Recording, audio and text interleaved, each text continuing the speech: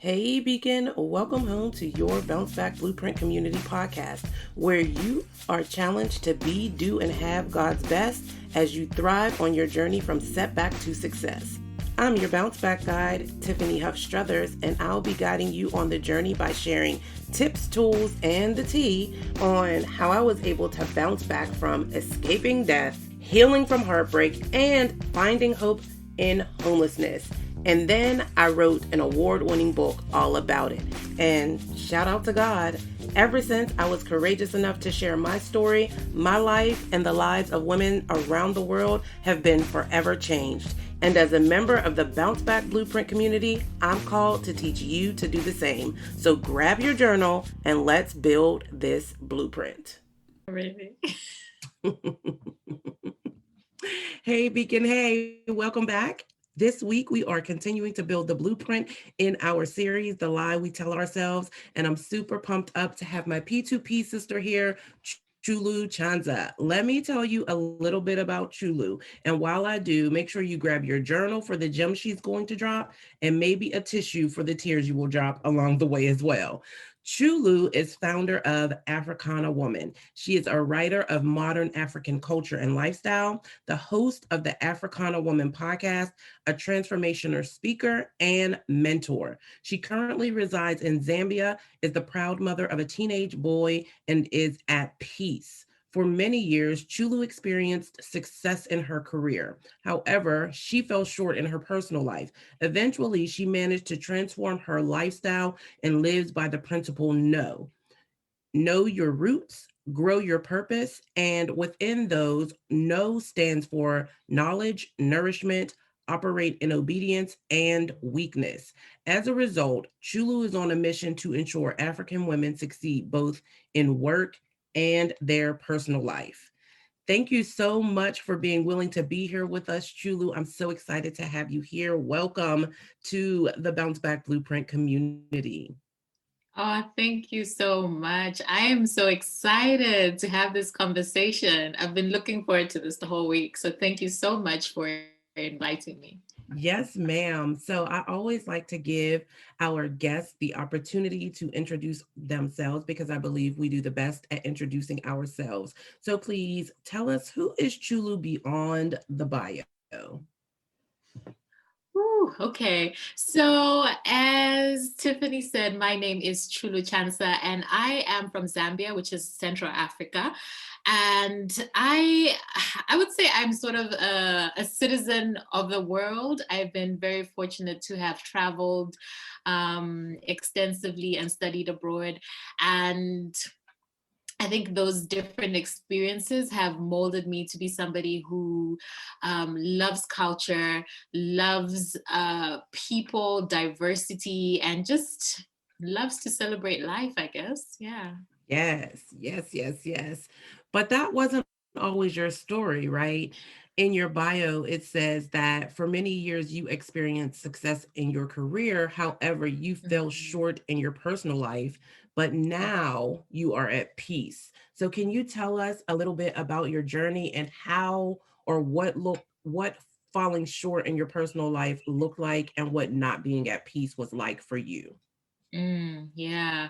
So, okay. So right now I am 36 years old, and I feel like I've lived 1,000 lives, to be honest. So I'm going to take you way, way back to, I guess, just coming out of high school, right? And I grew up in Zambia. And, one of the things as, I think a lot of African parents really aspire to is to have their children immigrate, study abroad, live that whether it's the American dream or wherever they end up. But they have this big wonderful picture for what happens.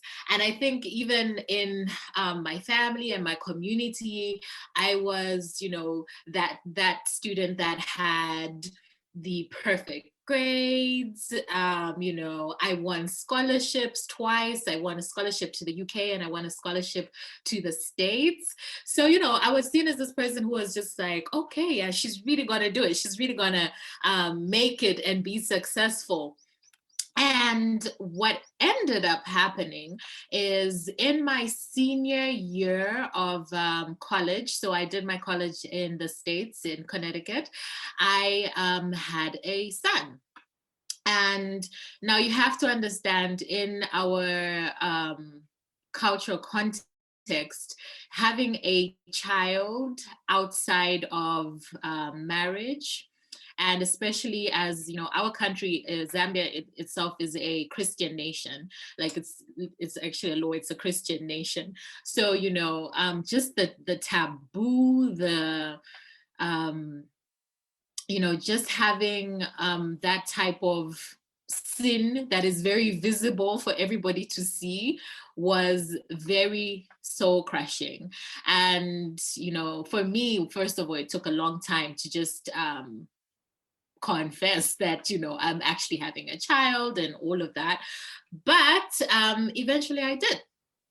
And I guess fast forward a little bit, I came back. I did graduate, just in case you want to know. I did graduate. And when I came back to Zambia, you know, I was a single mother, very young, very emotionally immature, and really just not really sure of where to stand and where to what next to do.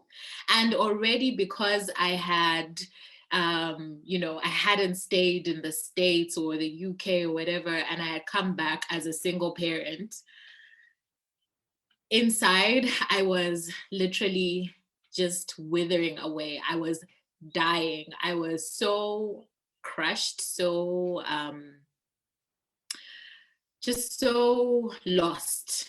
I think, yeah, that's a good word. Just lost, you know?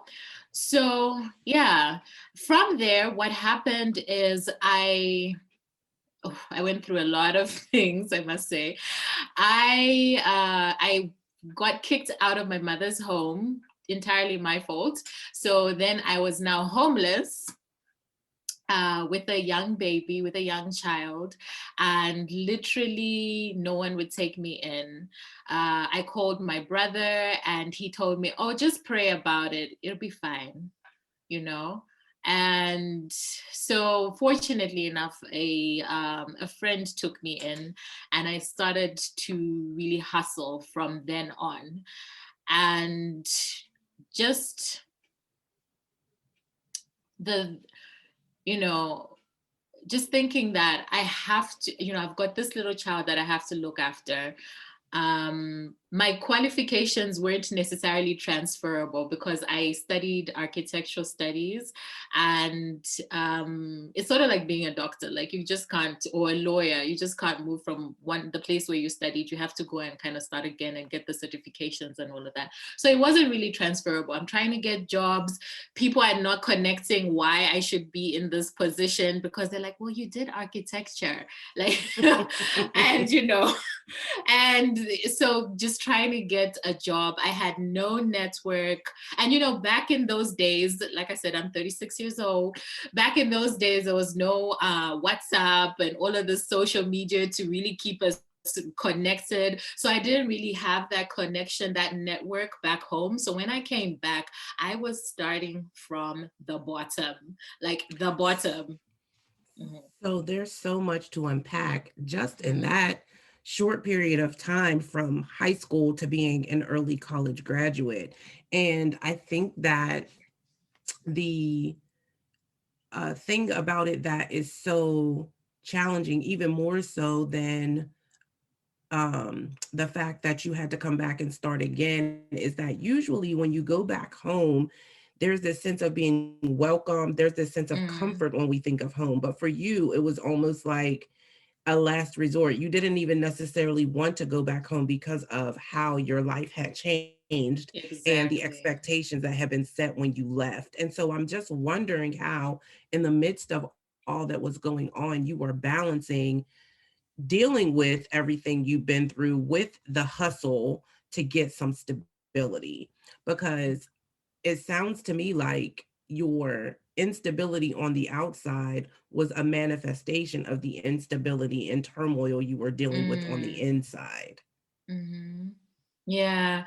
I think one of the things that I have been fortunate enough is to be really grounded in my faith and my relationship with God, where I know men have disappointed me, but I know God is always faithful.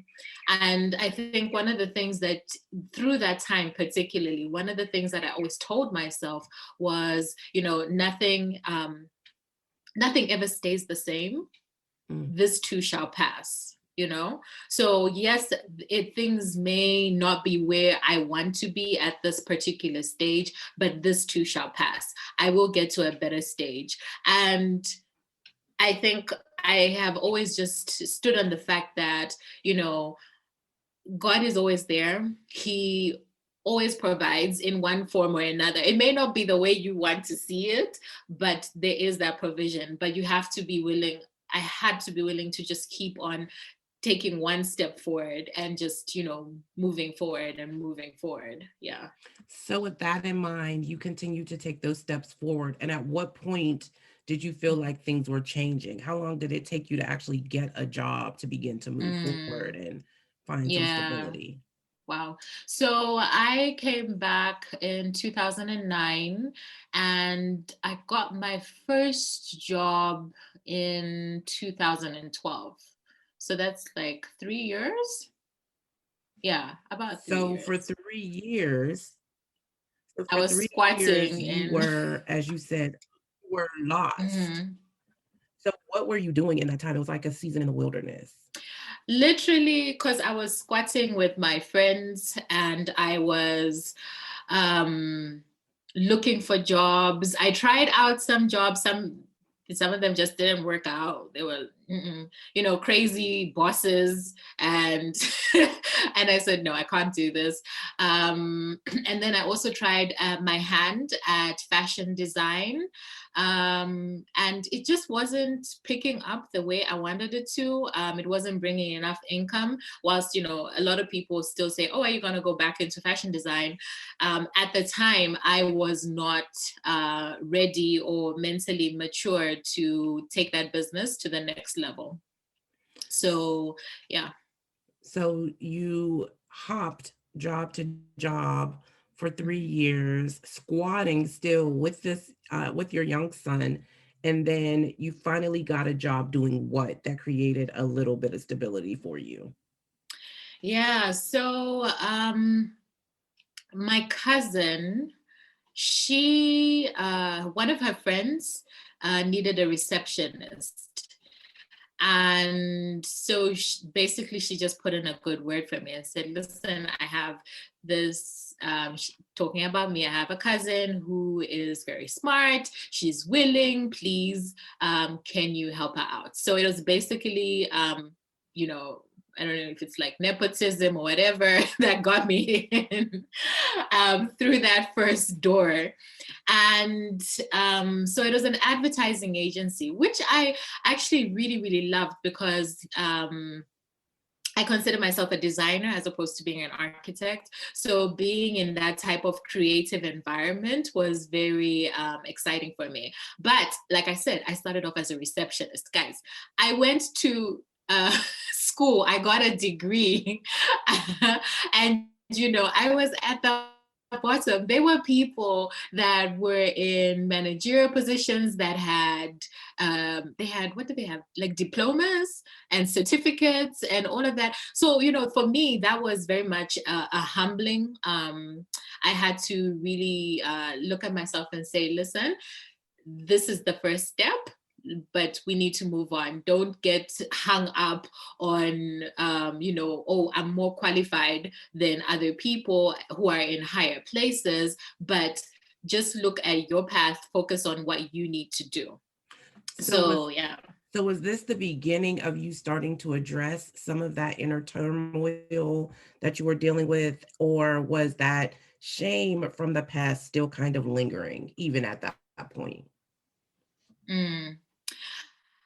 At that point, I think it was still lingering. To be honest, I feel like I was going through a state of safe self-hatred, and Mm. like you said, like shame, and no boundaries whatsoever. When you look at, for example, my private life, I was having very inappropriate relationships even with married men. It was, I just had no boundaries. I had no self, I guess, respect, or like, it's just like, just do with me whatever you want, basically. That's the way I was treating my Mm. body. Yeah. And what do you think was driving the boundaryless lifestyle that you were living? I think it was, again, just thinking about the shame of having disappointed my family, and the shame of, again, being a Christian and then having a child out of wedlock. I mean, you go to church, and I'm Catholic on top of that. And one of the important things is to take the Eucharist and things like that. And the priest would literally just be like, listen, if you have this sin on you, you cannot have the Eucharist. And I'm like, okay, so when does this end? Does, like, my sin ever end? Is there ever forgiveness? And it just seemed like there Mm. was no, like, folding back in. Like, yes, somebody has made a mistake, but at which point are you going to be, folded back into the community and forgiven, and not just seen as that woman with the scarlet letter or whatever. Yeah. Right. So, for as much as you were clinging to your faith, you are also feeling the implications of the shame from your faith community. Mm-hmm. So Mm-hmm. you have your internal shame, as you said, lack of self respect, self hatred, the shame coming from the community and your family because of your situation. And on top of that, your esteem takes an additional hit because you get this job. You started at the bottom, even though you know you're qualified to be elsewhere. So, what happens then at this juncture? Are you now motivated by this horrible situation, or do you even go down further down into a deeper spiral of shame Mm-hmm. and self-hate? Yeah. So, um, what happened at that point when I was still working for this advertising company is I found myself in a situation um, where, anyway, it was late at night, and I was basically walking home by myself. I wasn't walking home, I was trying to get to a taxi and find a hotel. We had a company function, and then I was trying to get home. And it was really, really late. I could hear like some bars in the distance, so I figured out I could, go and get help. Like, I'll probably find some taxis there at that time. But en route, I got robbed, and after I got robbed, so three men basically took my bag, and then after that, I was basically just dazed and confused, and I was walking around, and then two other men grabbed me and then raped me, All in one uh, night. all in one night. Hmm. My God. Yeah. So I mean, it was, I think I didn't know whether I would survive. I kind of just kind of try to block it out and just say, okay, God, if you still want me on this planet, like, I don't know. These men held a knife to my neck, and I actually remember seeing the three original men that had robbed me. They actually came back through that through where I was lying on the ground, and I was looking at them, and I thought, help me. And they didn't. They just walked by, and they were just looking at me, and No. I just didn't know. I didn't know if I would survive that night. They did let me go. For they feared they would get caught or whatever, and they let me go. And eventually, I got myself to uh, a hospital. First you have to report it, and when I went to report it, the policeman says to me, oh, you don't look dirty enough, like you don't look raped enough, so I need to examine you. Jesus.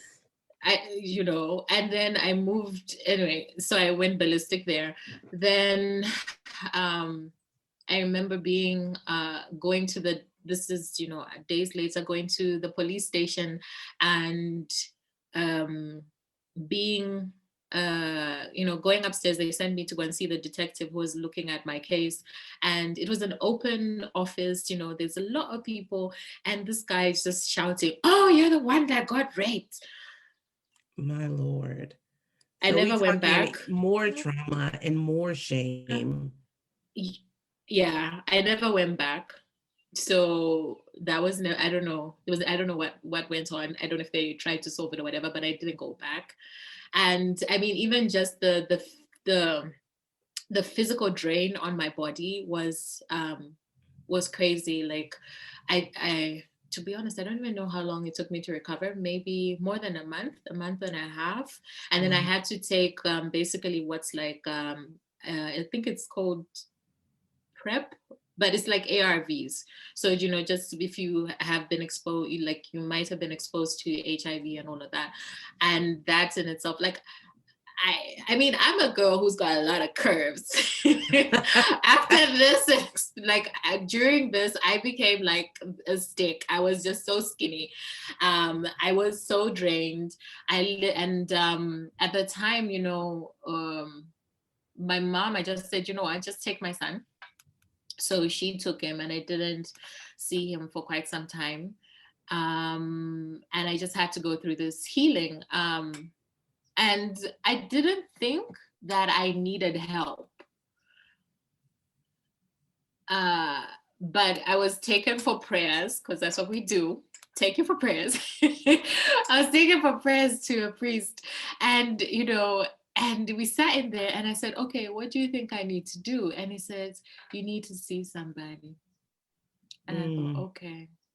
okay. So that's when I went and got therapy. And So I it was think almost it's like, after that. Yeah. I'm sorry.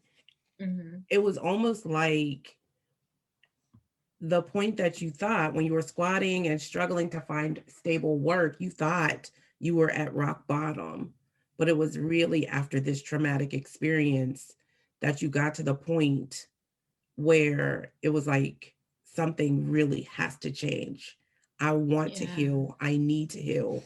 What can I do? And I'm glad to hear Yeah. that at that point you were able to go back to your faith community and be embraced and also be encouraged to seek Mhm. help, because I know culturally sometimes that is not the case. Yeah, yeah, it's so true. I mean, a lot of times, in our cultures, it's just like, oh, just have them lay hands on you and pray for you. You'll be fine. But this man of God said to me, go and get therapy. Like, you need to go and get therapy. That was his instruction. And he prayed, and then I had to go and get therapy. And yeah, the lady that I worked with, because I've had several therapists from then on, but the first lady that I worked with was phenomenal. She works with traumatic cases as such as mine, and I think she really did help me.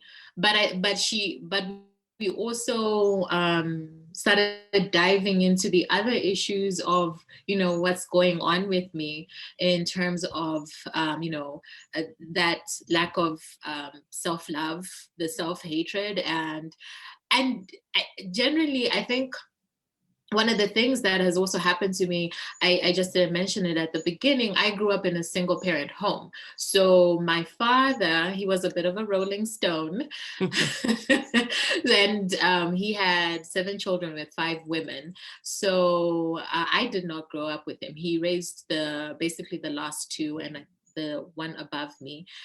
He raised them in his home, but all the other children he didn't. So there was that feeling of abandonment Yeah. um, from, and it was just like a consistent So either abandonment or abuse from men specifically, and just going through this particular experience with the rape, event after event where, these men are just doing these horrific things one after the other, it made me, I guess, more aware of um, The root. the root. Yeah. And, the root of like, yeah, my trust issues and all of that kind of thing. Yeah. And so, was it in that season that you were able to start setting those boundaries and rebuild your self respect? Or were you still, having those challenges with your relationships with men, be it intimate or otherwise? Mm, mm. Uh, at that point, no, it wasn't. I did not start resolving those things. What happened is I was so ashamed. And you know how you say, like, when you're in a town, it's like it's so small and everybody knows each other. And Yes. I could not walk the streets of the capital city. Like, I just couldn't do it anymore. So I left. I decided to just focus completely on my job and my career and providing for my son. So, So does for that my mean that you put your healing on hold? You hmm kind of used back to that hustle mentality, right? You used work and being a hmm provider as an excuse not to kind of address what was really going on the hmm inside. I ran away. I ran away.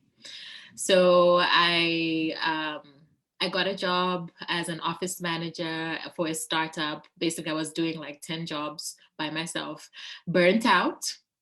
Mm, And then the next job, I was a hotel manager for a group of hotels, burnt out. wow. You see the pattern? I was literally working 7 days a week. I would sleep maybe 4 hours. I was on call, and if you're in the hospitality industry, and I was the manager, and my boss, she only trusted me with locking up certain areas of the hotel and things like that, so I had to do that. Then I had to come and open in the morning. Still no Yeah, boundaries. yeah, exactly. Burnt out. And the second time I burnt out, then I really just burnt out for real, for good. So then I came home, reconciled with my mother. We had reconciled by then. And I came home and I sat for a while, for a few months. And my grandmother's looking at me. She's like, "So you're just going to sit here and you're fine?" And I'm like, "I think I'm okay." Mm, So anyway, eventually I was convinced to go back to work after about 6, 7 months out. And I did go back to work. Um, I worked in a particular job, which was about events management. And then I eventually transitioned to the job that I have now. And yeah, these I have had the privilege of, really just well, I don't know if it's like privilege. It's like privilege, but not. But I have, I've scraped and clawed my way like to the top. I've had, really good jobs, good positions, good benefits, houses, cars, all of that. And when I got to this job, which I'm in right now, I had the car, I had the good job, good money coming in. I had,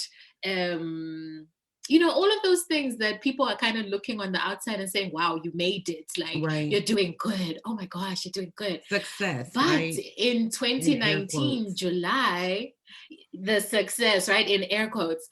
And then in 2019, July, I experienced a series of anxiety attacks and depression. So my anxiety literally looked like I was in a car parking lot at a shopping mall.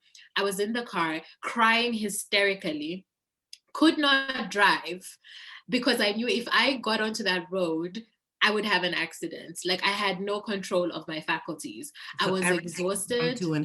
come to a head. Everything just came to a head, and um I remember being in bed for 3 days straight, just lying there, just not able to move, not able to do anything, not Burnt able out to again. just, I just couldn't do it. And in that time, actually, I had started a cake business, which was actually very successful. So I was working, then I had a side hustle, which was the cake business. And burned, like I was basically burning the candle from both ends. Yes. And I was in bed for 3 days. And I literally said to myself on the third day, enough is enough.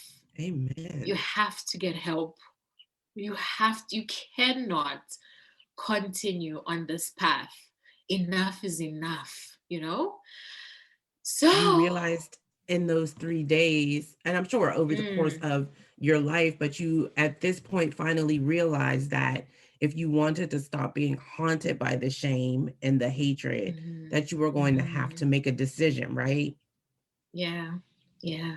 And the decision was within myself, and I had to really come face to face with that person in the mirror and just Yes. acknowledge what are the things that you have done, who have you, or what, who have you hurt along the way, and who has hurt you, what is the Yes. source of, what is the root of all of this madness that's going on, you know and well, on that, I'll tell you what actually happened on that third day. For whatever reason, I decided I was going to listen to a podcast. And I wasn't really into podcasts then, but I thought, okay, let me listen to a podcast. And I found Patrice's podcast, Redefining Wealth. Mm, And I started from the beginning. And she goes through the pillars. yes. And she talks about the space pillar, and the space pillar in making your space work, like help you to be the best version of yourself. And she was just talking about simple things like cleaning, making your bed. And I got up out of my bed and I literally just made my bed, and then I started sweeping.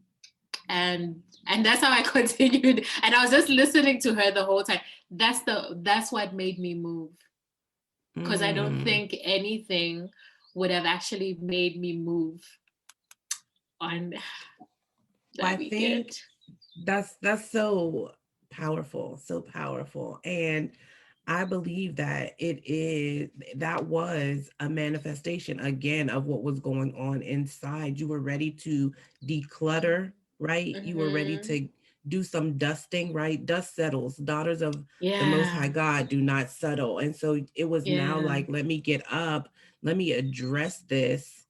And I don't want my environment to keep me captive to the things that mm-hmm. I am ready to now get rid of on the inside. I'm Yeah. so happy that you had that moment and that experience. And so, Mhm. what did that journey look like for you after you listened to Patrice, which is how we met, right? Through Yes. P2P, but to Patrice. P2P. Yeah. After you listened to Patrice and you got up and you started to clean, what was the journey like from there? Mm-hmm. So at that point, I realized that I needed to find help. I needed to wherever I could find help. And she had just announced, I think it was the Mastery and Momentum, and I think P2P had already started anyway. So I got into the Mastery and Momentum and got into community. So I Mm, found community. That's the most important thing. And through the community, then I was encouraged then to again seek more help. So I then went for therapy. I went back to therapy. So, and just becoming more intentional about, I like to say, dating myself.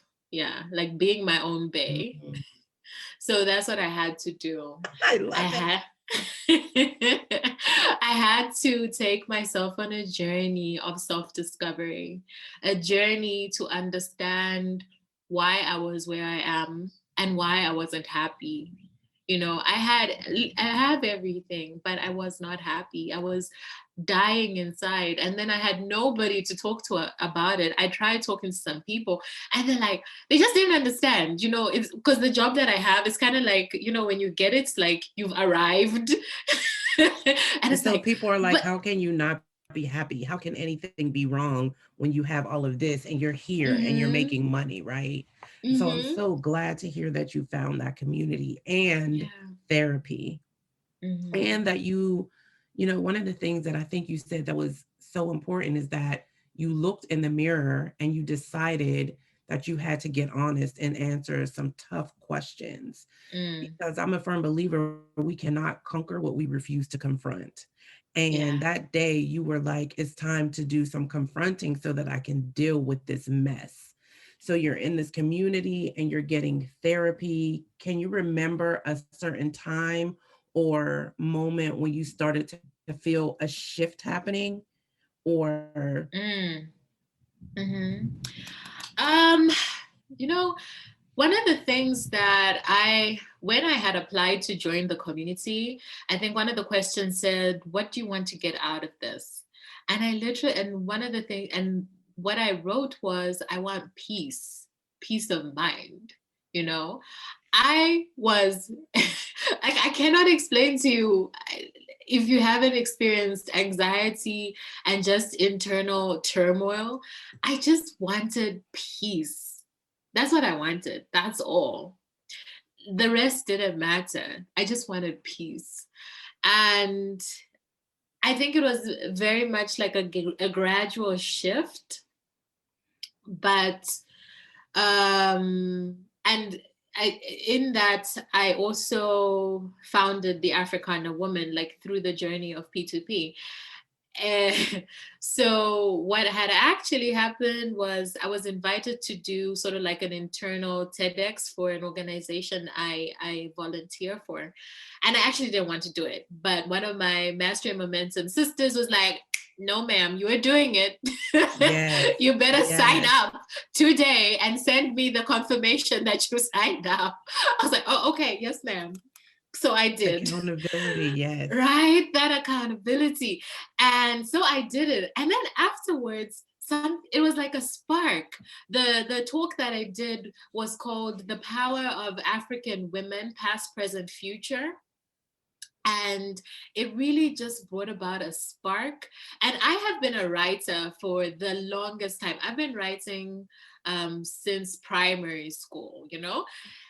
And I've always said to myself, I want to write, I want to write. So I thought, okay, why don't I try writing? And again, one of my Shonzi from P2P was like, you know what? I love the way you write. I think you should write. I was like, okay. So and then I started the blog. I started the Africana Woman blog. And in that blog, I basically talk about contemporary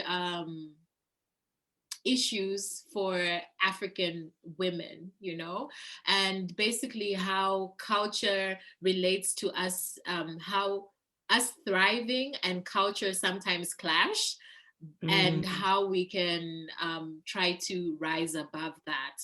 So when I initially started writing, I would hold back. And I remember a friend of mine, a very dear friend, he said to me, I don't know, we were having one of these conversations, you know, in the comments. And I was talking about, I don't think I can write fully because I don't think people are ready for all that I have to share. And he said, no, just be you, tell the truth, just let it out. And yes. then I did a piece called Into Me See, which is a play on intimacy. So Into Me See.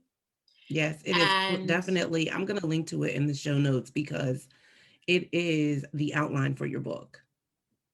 Yeah. So much So- passion, power, and emotion in that piece. Mhm, And one of the things that you talk about in that piece, just like you shared here, is mhm, how you were living a boundaryless life. And so I'm mhm. curious, as you got to this point in your journey, you found community, you started going to therapy, you're confronting those challenges and, requiring more from yourself.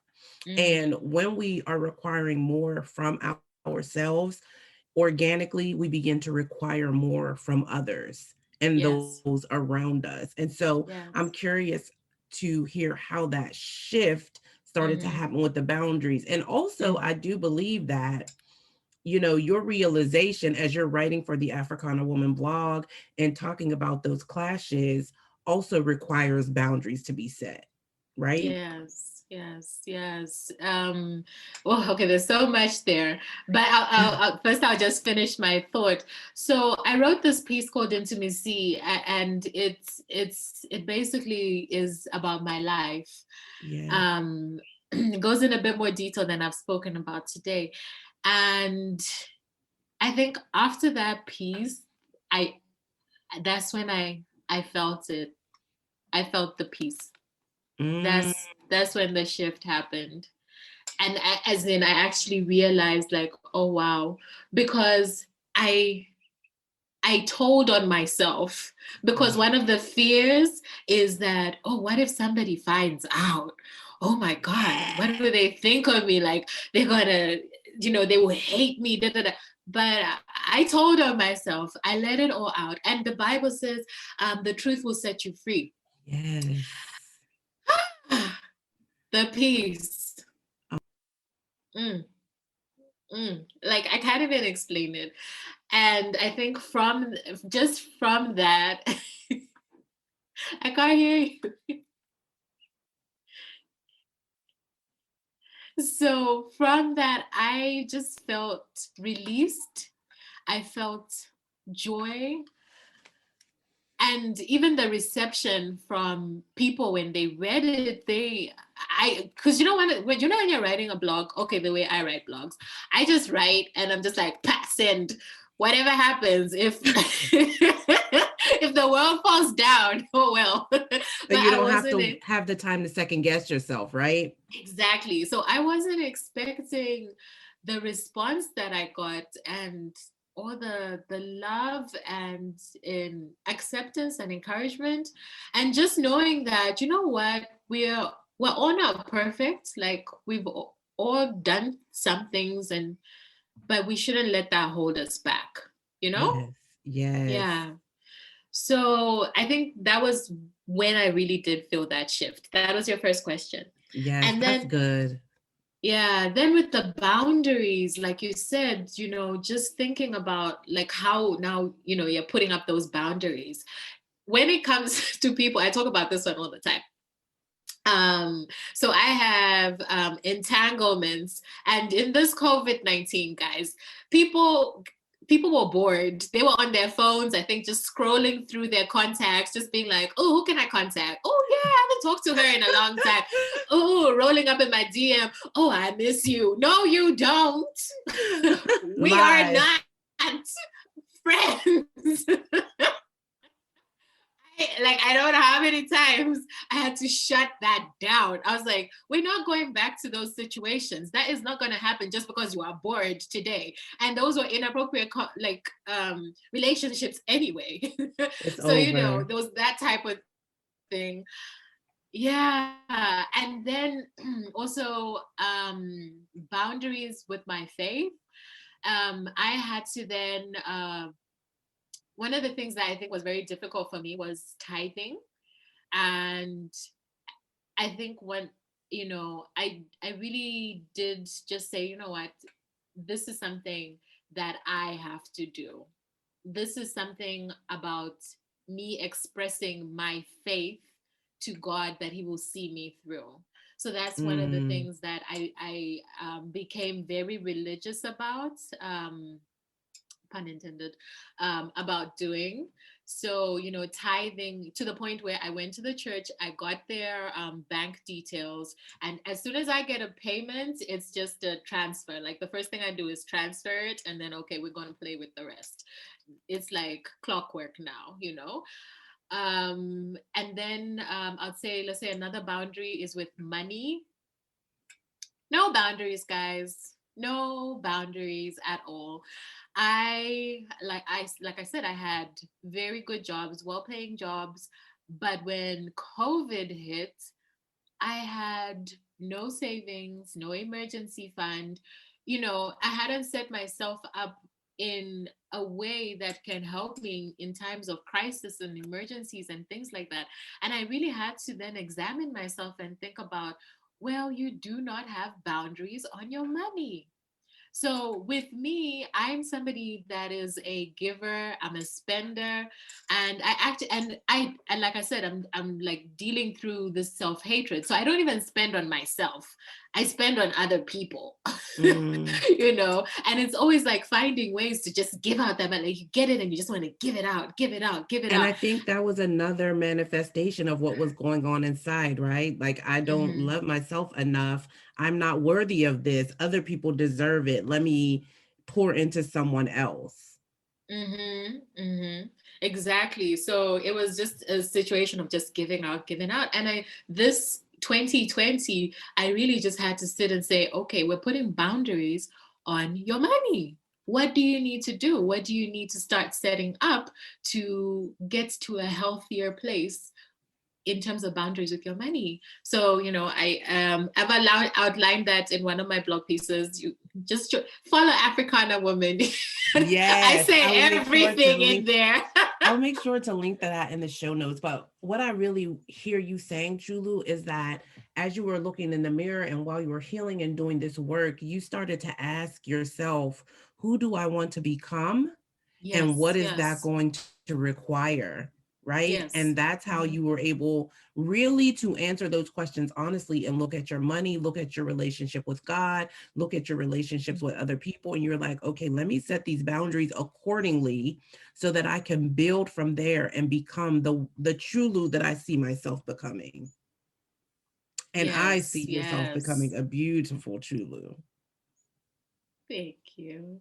Thank You're you. welcome. I love how Yeah. transparently you share, how open you are. And I'm just really grateful to have been connected with you and to be watching your journey as the light just gets bigger and bigger. And it definitely is now radiating from the inside out of you. Like the peace that you say you are seeking, that you now have, it is so clear and present in interactions with you. And I'm just Oh, excited for what is to come. thank you. Thank you. And I will say this about the peace.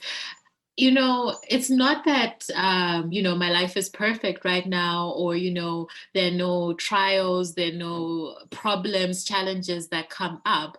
But Right. in the storm, I am at peace. Yes. And it is that peace which is, how do they say it in the Bible? Like, it's That like people don't surpasses understand. all Yes, surpasses understanding. surpasses all understanding. Exactly. That's the peace that I have.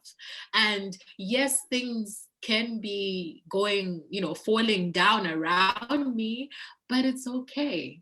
I'm okay. I am more centered to say, okay, what can I do? What is in my control, first of all? Because sometimes there are things that are not in your control, like even if things are going haywire. So what is it within my control? What steps can I take to get myself to a better place? And then I start Yes. implementing those things. So just I just really wanted to say that about the peace. Like, it doesn't mean that everything is rosy. It's Right. just there's just this peace that's there. Yeah.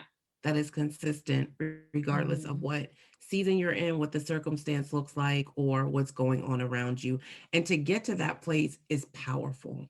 mm, And I it believe is. it's necessary to really be able to begin and continue that journey of breaking down the lies about the Mm-hmm. past, excuse me, and really making that decision to do the work to become who it is you foresee yourself becoming, right? Peace has to be at the Yes. root, a part of the foundation of that.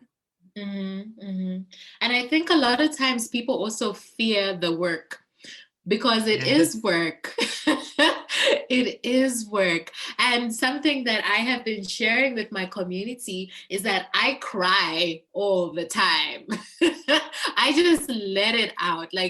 Because before, what would happen is that I would allow these emotions to come and settle in me, and they would Mm-hmm. just sit there. So it's my heart is heavy, my subconscious is just negative, it's draining me, and I would allow it to just sit there. But now what I do differently is, yes, I will get hurt by a betrayal, or I will be sad at a loss of something, but I will allow myself to feel it, and I will cry, and I will do whatever I need to do to let that emotion pass through me. And once I get past that, then I can now take the next step and keep on moving. So it's Right. okay to feel the emotions. It's okay to cry. It's okay to just be honest with yourself when things are not okay. Like, it's okay. But don't get stuck in it, and don't let it just sit and reside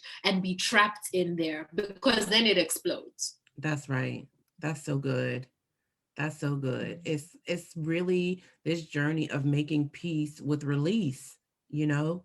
Like you said, feel the Mhm. feeling and release it so that you can move on with peace and Yeah. recognize the growth that comes with that process because it definitely Mhm. transforms you and your life. And I know that you mentioned Patrice's podcast, but I'm curious, is there any book or yeah, is there any book that you've read along your journey that has been really instrumental in you getting to this place? Mm. Um, Let me see. So I wasn't really reading books. I like, the books that I like. I love fantasy books, children's fantasy books. I can read those all day. But So I it's think one more of the, podcasts for you. yeah, I'm a podcaster now. I love listening, and I think podcasts have really, really taken me further on my journey. But I would recommend a book which is called The Power of One, which Hmm. I read a very long time ago. I honestly can't remember the name of the author, and it's based in the time of apartheid in South Africa, and um, it's really it's really, for me. I think the time that I read it in high school. And that's what really motivated me to work hard, to get the scholarships, to do well, to Mm, persevere. And it really sparked in me just the notion that just one person can make a huge impact. Like, all it takes is one person to start. You start off as one person, and then you attract more people and attract more people, and it just, snowballs into something bigger. yes. So just, and like the book says, the power of one, what you can do as a individual. And for Yes. me, I think when I think of myself and what I want, the change that I want to see in my life is, I want to see generations, like my children's generations, changed, and it just Yes. starts with one person. That's me.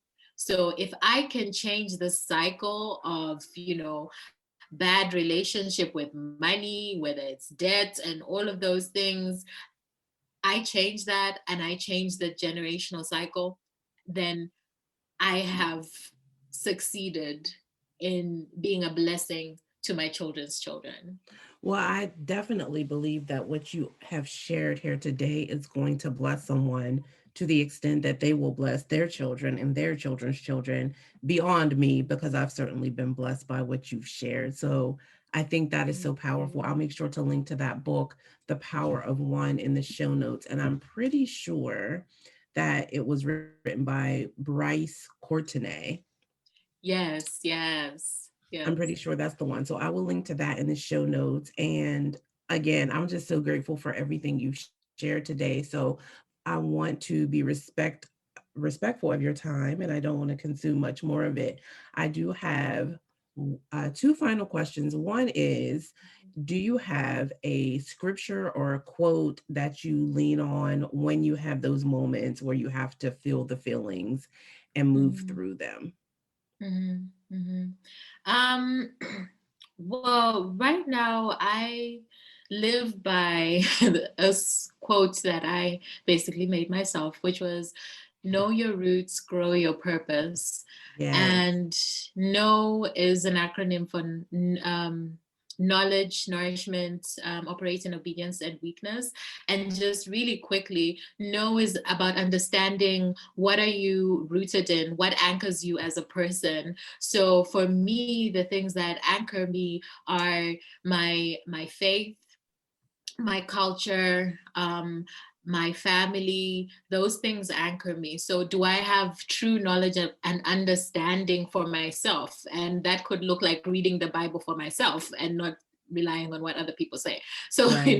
really having a deep rooted understanding and knowledge of the things that anchor me as a person. And then nourishment is about being mindful about what I am intaking in my spirit, in my body, and in my mind. So, I'm very, very conscious about what I watch, what I listen to. All of those things are feeding some part of my body. Like I said, it's my spirit or my mind, the things that I listen to, the things that I decide to watch, what type of movies, all of those things I have to be very conscious, because I know that it can um, affect me negatively if I don't watch out for that. And then operate in obedience. I strongly believe as a Christian that, I was sent on this earth for a purpose. And, I I have to take time to listen to the spirit and listen to the instructions. And, he's always like giving us instructions along the way. And I believe that we need to operate in obedience to those instructions. Yes. And so, first of all, it's being mindful to take the time to listen to what you're being instructed to do, and then it's being obedient and actually doing what you've been instructed to do. And for me, what that looked like, especially, was like I said, I had a side hustle, a cake business, and it was not. It's just it wasn't giving me joy. It was basically sucking me dry. So I had to close that. And now I have become more fully invested in working in Africana Woman, and that's working, with African women and just helping them to break the culture of silence. And really embrace who they are meant to be.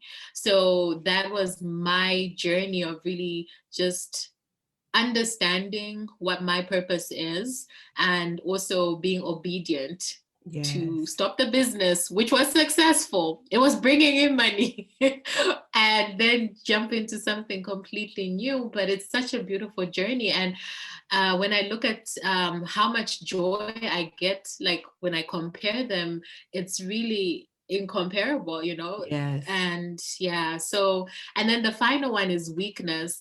And weakness for me is understanding that I'm not perfect. For a long time, I was seeking perfection. I'm like a recovering perfectionist. So, and it's different, all these different messages we get when we're young, whether it's from the media, from our family, and all of that. A lot of it is also unintentional, but it kind of sticks with you. And Yes. I was always seeking perfection. And now I can say to myself, listen, you are you're not perfect, and that's okay. Why? Because you are created in God's image. And when I am weak, then he is strongest. And Yes. at some points, I have to let him put the super in my natural. So that is, it just really just grounds me, you know? And Yes. I think another thing that was difficult for me is asking for help. So, as a high achieving person, I'm like, I can do it by myself. I can do it by myself. But, you cannot do life by yourself. So I've had to then learn that, okay, it's okay to ask for help. So a lot of times, I'll find myself wanting to just, I can get it done faster by myself. But then I just hold myself back and say, no, it's okay. We can take the longer path, even if, but as long as I'm doing it with people in community. So for me, weakness is just understanding that we are all flawed and it's okay to be flawed. God I loves you love anyway. know your roots, grow your purpose. Mhm. Such a powerful way to wrap up this conversation. Thank you for sharing that and for breaking it down so well. I know that that is going to help someone, especially that piece about weakness. So good. Mm. So, so good. Mhm. So please, Chulu, let everybody know where they can find you, connect with you, learn more about the Africana woman and all of the amazingness that is there. Oh, great. So, to learn more about Africana Woman, you can go to the website, which is africanawoman.com, and you can connect with me. My playground is Instagram. I am always on there and I answer it myself. So, Instagram at Chulu. Chulu is spelled CHULU _ by design. And you can also find me on YouTube and on Facebook, Chulu by Design. There is an Africana Woman podcast, and you can find this anywhere where you listen to your podcast. You'll be able to find it. And yeah, so let's connect. I love connecting with new people, meeting new amazing people. So I'm excited. Yes, I'll make sure to link to the website and the podcast and your Instagram in the show notes, along with some of the other things that you mentioned, like the book and Patrice's podcast. Thank you again, Chulu, for sharing, for being open. And like I said, I'm just really excited for your journey and what is to come. And I cannot wait to see what is next for you. Oh, thank you so much for having me. This has been really, really fun. I know the story is not the greatest, but I just love the spaces like this are safe and we're able to just be open and just, share our stories and not have to stick and not have to be held down by shame. So for me, I'm just so honored that you invited me. Thank you. You're welcome. Woo! I don't know about you, but I definitely have had to listen to this interview more than once, and I'm sure I will listen to it again. There are so many nuggets and jewels here to be gleaned. And like Chulu said, it's so important for us to have these spaces where we can share and be authentic without judgment. And I pray that if nothing else, you take away that the Bounce Back Blueprint community is that space for you. If you were blessed by this episode, it would mean so much if you would leave a review. It only takes a moment or two. When you do that, you create an opportunity for other beacons to find this podcast and begin to build their blueprint and break through these lies with this awesome series. I'd love to hear your feedback about the series so far. You can DM me on Instagram, screenshot, share, tag me at the Tiffany Huff on all these social media platforms out in these streets, and I will look forward to connecting with you. Of course, I will leave you with this. God is not going to play you, but if you refuse to make peace with releasing your past, then I promise you are playing yourself. Be blessed.